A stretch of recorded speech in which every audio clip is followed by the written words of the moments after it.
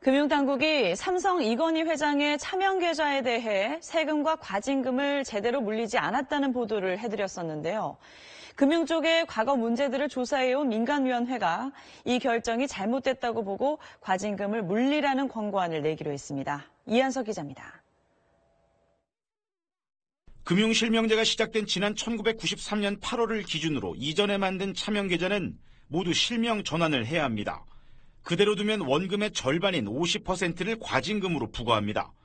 지난 2008년 삼성 특검에서 드러난 이건희 회장의 차명 계좌 1,199개 가운데 20개는 1993년 이전에 만들어진 것으로 확인됐습니다.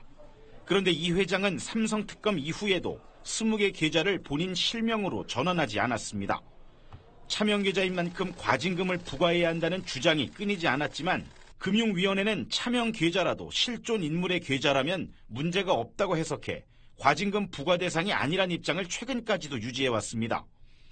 금융위원회가 잘못하면 삼성의 이 뒤바준 공범죄. 근데 어떤 근거로 그렇게 금융위원회가 삼성의 뒤를 봐준 거라고 하실지 저는 이해를 못하겠습니다. 그러나 금융당국 개혁안을 준비하고 있는 금융행정혁신위원회가 정반대 의견을 모은 것으로 확인됐습니다. 금융행정혁신위는 기자회견을 열고 93년 이전에 개설된 이 회장 차명 계좌에 과징금 부과가 필요하다는 권고안을 내기로 했습니다. 실소유를 따지지 않고 단순히 계좌가 실명이란 이유로 과징금을 부과하지 않는 것은 금융실명제 실효성을 해칠 수 있다는 겁니다.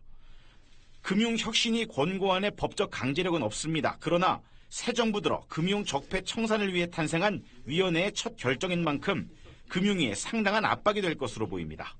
SBS 이한석입니다.